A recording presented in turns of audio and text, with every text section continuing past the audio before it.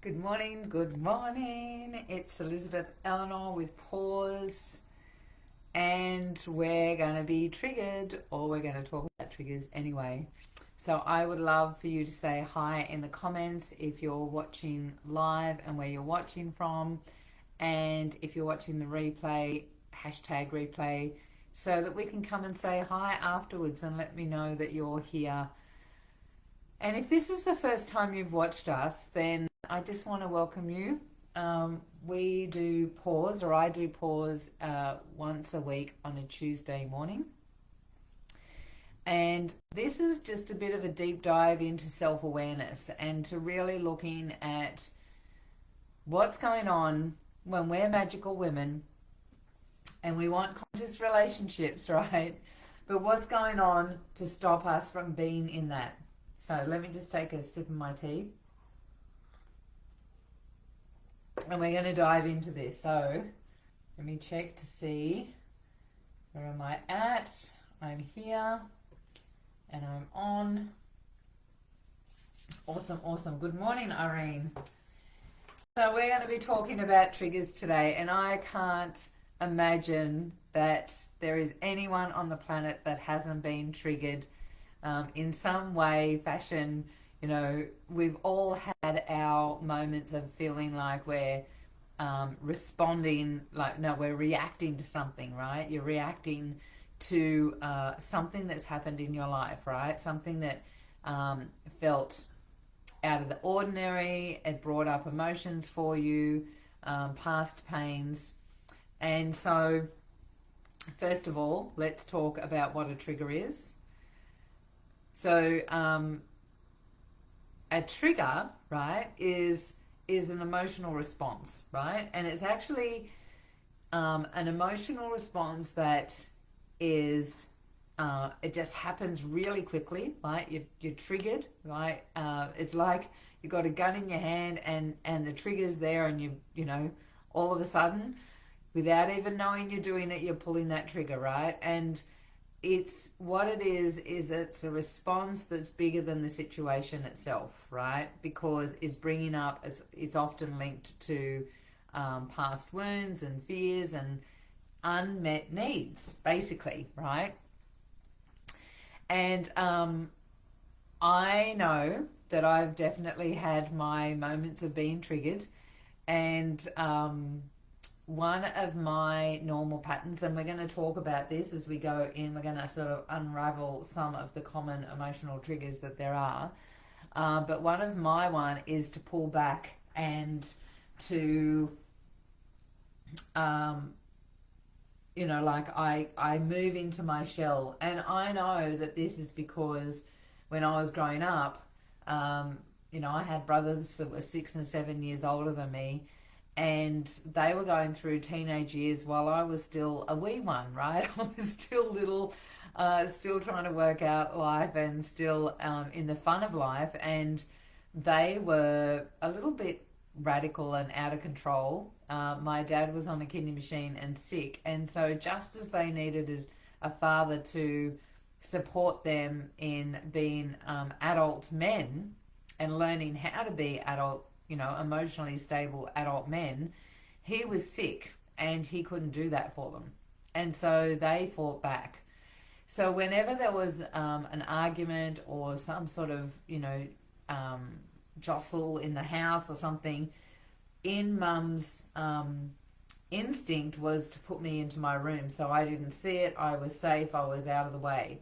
And so you can imagine that what that created is a pattern of withdrawal for me, right? So whenever there has been, and tell me, you know, a lot of women that I know, say they don't like confrontation.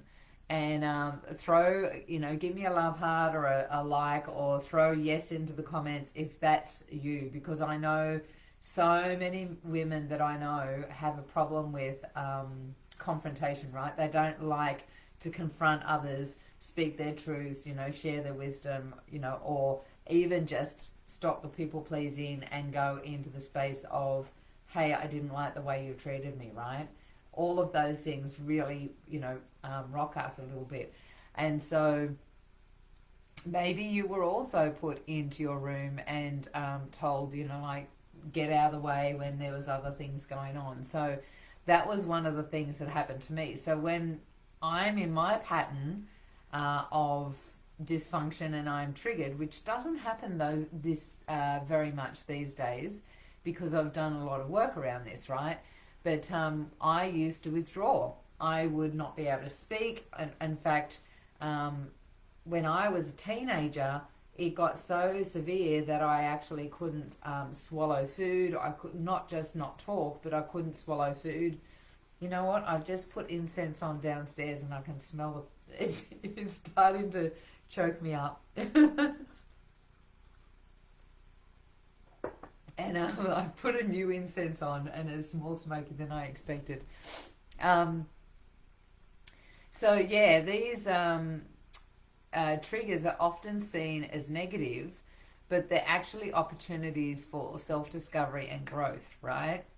So because what they are is their vibrational frequencies, right? If we're going to go back into the magic of life, they're vibrational frequencies that are holding us back from containing and accepting and receiving more of our light, right?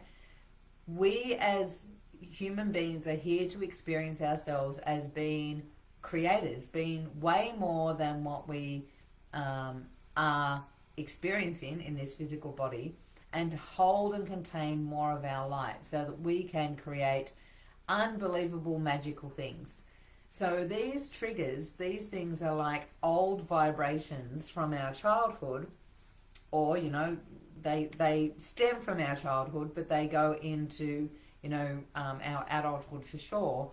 But they hold us back and keep us in old patterns because as I talked before, and I often talk, is about the neural pathways. So these nerves that are wired together when a particular emotion or a particular event is happening, then our nervous system goes into this, locking together of this is the way we've got to behave because we've got to survive. And this is what happened last time. So we wired this in, we withdrew, right? Like for me, it was withdrawal.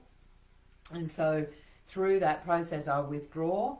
And withdrawing means that I'm safe and I'm alive. And so my neural pathways used to wire together to create that experience again because it knew that it was that's how it was going to live, right? Like, that's one of the processes of the unconscious, is to make sure that we stay alive.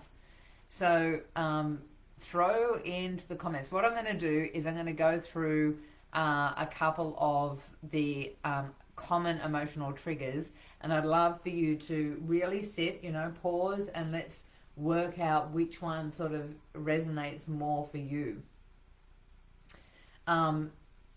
What the gift of the triggers is instead of reacting, we can ask ourselves, like, to go, there it is again. What is this showing me about myself? So that we can move through these triggers, right? Clear them out of our system and shift them out of our vibrations so that we can contain more of the light that we actually are, right? So let's go through some of the common triggers. Feeling rejected or ignored, right? When you're triggered by... So let's talk about... Actually, let's just back up a minute. One of the things about triggers is always a response from the past. So somewhere in our younger years, generally somewhere between 0 and 7, we go through a process of something happening, and in that our behavior is to react a certain way because we don't feel safe, right? So we either withdraw or we attack, right? We move forward or we move backwards. And in that, now that becomes a pattern of behavior, because if we respond over and over again in the same way, then before we even recognize what we're doing that again, right? We're in that place where we're responding the same way over and over again. And so it's a pattern of behavior that we can shift because it's a physical thing that happens with our neural pathways, right? We can actually rewire that. I actually do a process in Conscious Creator Circle called the whiteout process. And the whiteout process actually works on pulling those neural pathways apart and rewiring them into a different structure so that you're not triggered. And it's a really powerful process because as you're doing, like, you just find yourself not being triggered the same way again, right? Is a really cool one. So let's look at some of the common, what they reveal, right? Some of the common triggers. Feeling rejected or ignored. Now, this is often a wound of abandonment, if I can say that correctly. A wound of abandonment, right? Feeling rejected or ignored, right? Now, this is often, and this can be a little bit from me as well, like hiding from a situation, right? Feeling unseen, feeling neglected because now I'm put into my room and I'm not part of the process. I'm not allowed to voice my opinion. You know, that's what happened to me when I was a little girl. This wound of abandonment, right? I actually have a vision of being in a cot and mum being in the kitchen cooking dinner and the boys in the lounge room yelling and screaming and being boys, and mum yelling out to them to stop being naughty, and me being in this cot wanting to see what was going on, right? Now, you think about it as from a mother's point of view. She just knew I was safe and I was being looked after. She was trying to look after 3 bloody kids, right? Like, you can imagine it was a bit intense. And so, but in that moment, when I had that vision, I recognized that in that moment, I felt abandoned. I felt neglected, right?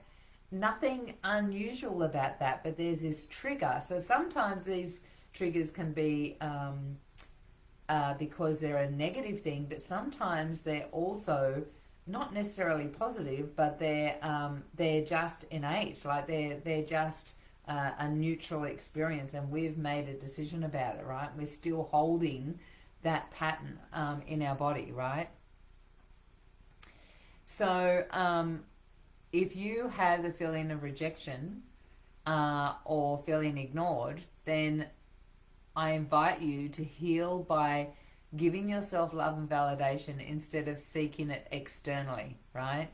Again, this is something that, you know, we work with in CC, where we're working on internal validation of ourselves and connecting with our higher self so that we feel like we're constantly with our whole self rather than feeling broken, right?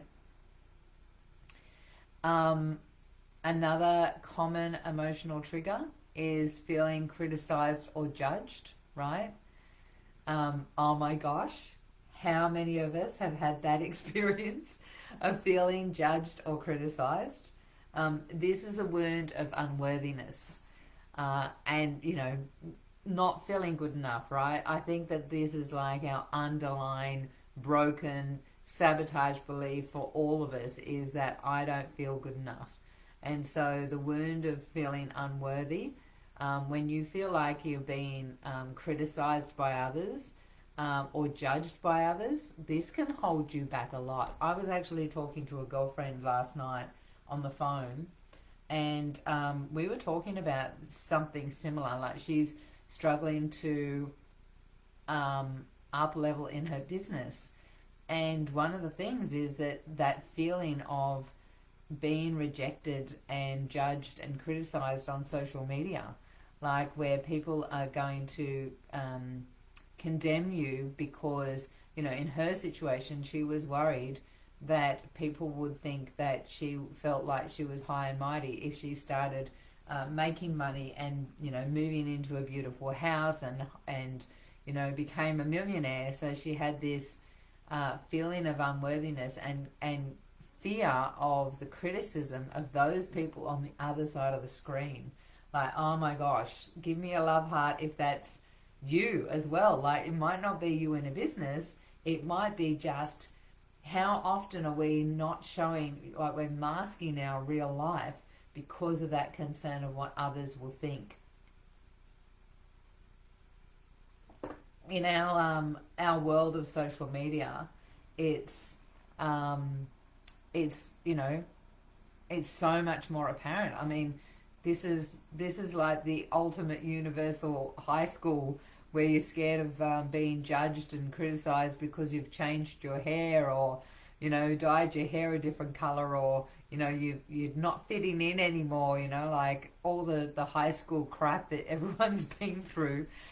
This is like the big school of the universe, because we've got this whole system where everyone can look at us and see us and all of those things. So a way of recognizing and healing this sort of feeling, like you're growing up in an environment where love was conditional, which is often what unworthiness stems from, is recognizing your inherent worth and embracing your self-acceptance.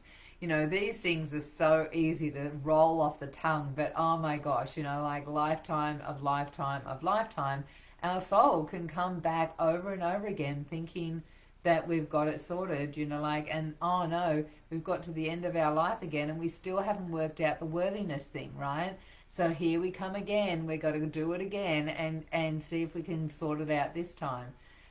We just finished in Conscious Creator. Every 3 months we do a completion process to really look at where we're at with these last 3 months, what we learned, what we're letting go of, all of these things, and what we're going to create next. And one of the things that I brought up this time was, I've just had my a family member, not someone in my immediate family, but sort of, my cousin's husband has just passed very suddenly, right? Like, wasn't expected, happened while he was asleep. It was a shock to all of us. He was the same age as me, and he was not expecting it, right? And I know I felt into afterwards, and he was horrified that it happened, in absolute shock. And so, we just don't know when we're going to get to the end of our life. And, we so delay doing all of this work, right? Cleaning up the vibrations that are holding us back so that we can really step into our heart's desire and what our soul came here to do. All the little things that we're doing, the work, the health, the relationships, buying the latest iPhone or whatever it might be, all of those things are, just the tools and the vessel, the instruments to really look at what our behaviors are and clean that up. From lifetime to lifetime, that's our whole soul's mission, is to correct the things that are holding us back from experiencing ourselves as the creator, as this higher vibrational being that wants to raise the vibration of the soul as well as of the planet, right? And we're in a crucial point of time in consciousness where we've got the ability for this to happen really fast. It's never been before any other time in history, in our Earth history, that we've had the ability to consciously shift these things that are in our soul the way they are now, right? So this is where the work is, ladies. It really is. It's cleaning up these triggers, these things, these wounds that are holding us back, so that we can really step into the magic that we truly are, right? Another one is feeling controlled or trapped. Now, this is the wound of feeling powerless. This was another one that I would say that I've experienced in my life, where I had no voice or autonomy. There was no seeing myself as an individual, having an experience. I know I was just part of the crowd and, had to do what I was told, right? And, I was raised to be in a place of what you think you know is not what you know. You have to believe this, right? So I wasn't allowed to think about my own way of being or listen to my intuition. I had to be a certain way, right? Who understands that and feels that? Like, so often, like, I think that's just society, right? You've got to conform, you've got to be in this little box. Don't step out of the box. And so feeling, controlled or trapped and feeling powerless can, those are the things that can be triggered when you're here as a magical woman. And, you think about that from a past life experience, right? How often have we got a real visceral experience in our life now that is related to when we were just being a natural healer and, was considered a witch or whatever and burnt at the stake? The wound of powerlessness can stem over and over and over again, not just in this life. In fact, all of them are the same, right? We can take them from life to life to life to life until we work out what it is that we're really deeply wanting to know and understand and to clear, right? So it's really about reclaiming our power and setting strong boundaries. Now, one of the things that I have recommitted to in this community that I actually went back and watched it myself and went, yep, this is good. I can see the power and the value. In fact, overvalue is my Boundaries of Love mini course. Is 5 days. And when it comes to taking ownership of who you are, it's got to start with actually expressing your truth and being in the place where you're setting strong boundaries. But if you don't know what those boundaries are, if you've felt powerless all your life and you don't know how to express what you agree with, what your values are, what your morals are, then you need help. You really do. In fact, that's one of the things that came up in, I just did a certification, and that's one of the things that came up is not to be a lone wolf, right? Because lone wolves are die in the wild. We need to be in community. We need support. And so going through and doing the work is how you do that. Being part of a community, connecting in with others that are on the same journey. Those are the things that really support you to take ownership of yourself, is being able to relate to others that are in your world, right? And to really connect with them and recognize when those triggers are happening, and some of the things that you can do. Let's just talk about that after a sip of my tea. Some of the things that you can do, and it sounds a little bit unusual, right? As in, what do you mean? That's all I've got to do? It sounds a bit invalid, but it's actually true, right? When you find yourself in being triggered by something, right? The first thing is to recognize that you're being triggered, right?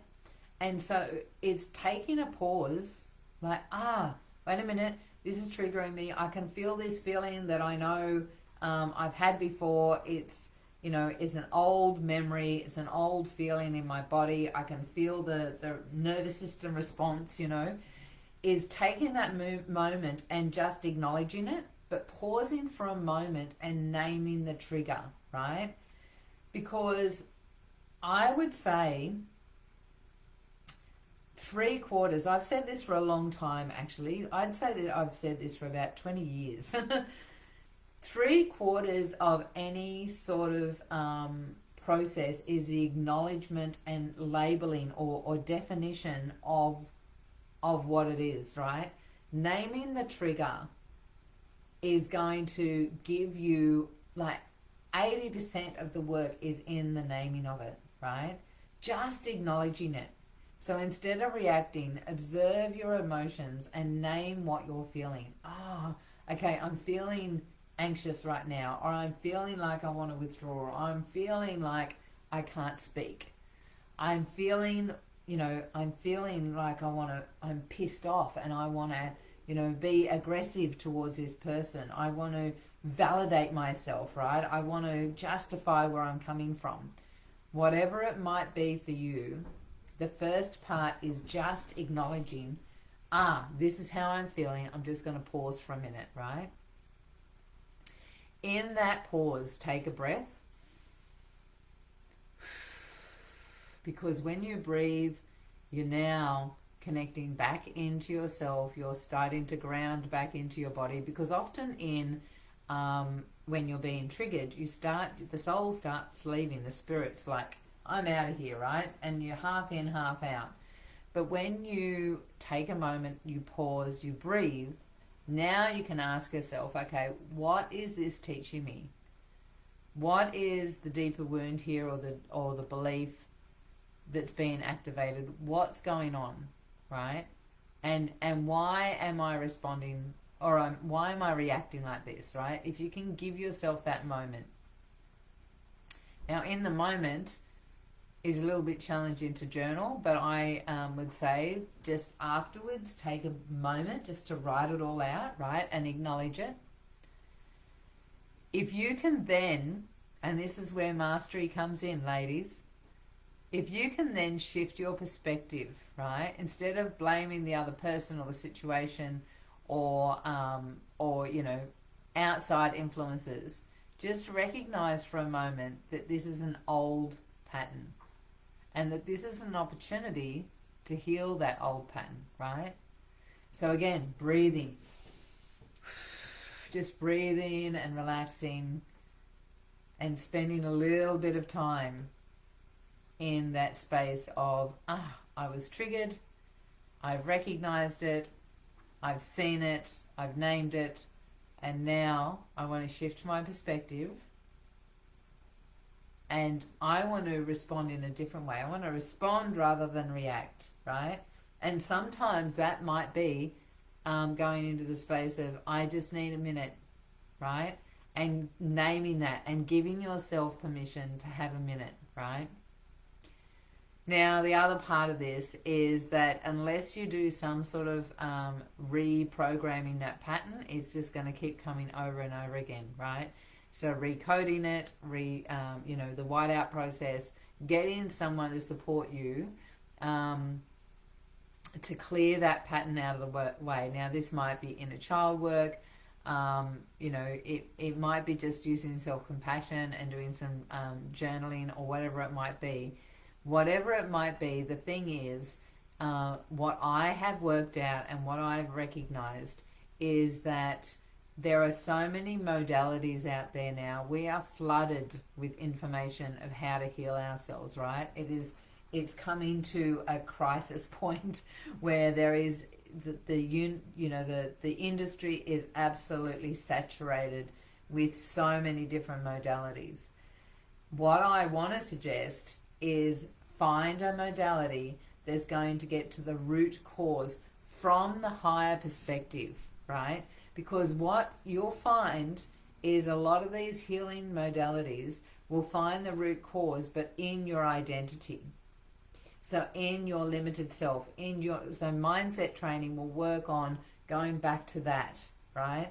But when you release it from all aspects of yourself, right? From your soul's lineage, from your past lives, from, the code of where it came from in the first place, that's actually out there in the quantum field, in what I call the superconscious. When you can clear it from there, that's when you have this light come in.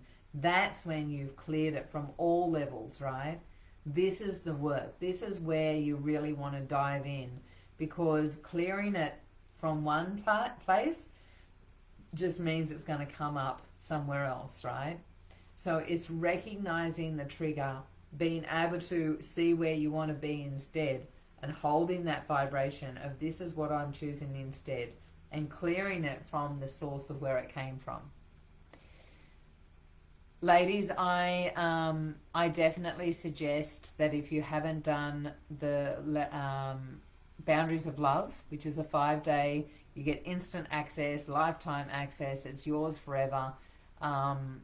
Go in, just put love in the comments and we will send you the link.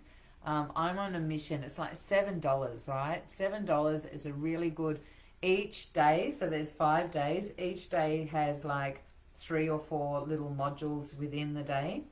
And so you can take your time and go through each day and do a 5-day process and really do a deep dive into what is your, where are you? Where are you with your boundaries? Now, in that mini course for $7, you get a recode as well. It's like the value in that. I rewatched it. I haven't seen it for a while myself, so every so often I like to go back into my courses and redo them myself just to see what sort of values in there and if it's still relevant. And I'm like, oh, holy crap, this is a really good 5-day session. We had some great results when I did it live, and because of that, I wanted to make sure that everyone had access to it as soon as they possibly could, right? Because what it is, it's clearing the old boundary issues that you've had with past partners so that you can step in and move into that place of cleaning that up. So now you're vibrating and energetically aligning with that soul mate. Instead of trauma bonding, you're now connected with a soulmate that is holding you in your highest, and you're holding them in their highest, right? Like the beautiful stuff, right? The stuff that we all came down here for. The stuff that I'm experiencing myself with Tim. And it's really beautiful. I got to tell you, I just had a weekend where we had, we had the funeral and we had family over. And I've got to tell you, there's some really challenging, people are having challenges in relationships. And it's like when you're in a soul-connected relationship, you forget all of that pain and wounding and all the stuff that's going on outside. And, for me, as a coach and mentor, I've got to make sure I don't forget that stuff, because I remember that some of you guys are still going through it. And so I want to make sure that you step out of that and you start feeling into your magic and start really connecting into conscious relationships, because there is another way, there is a better way.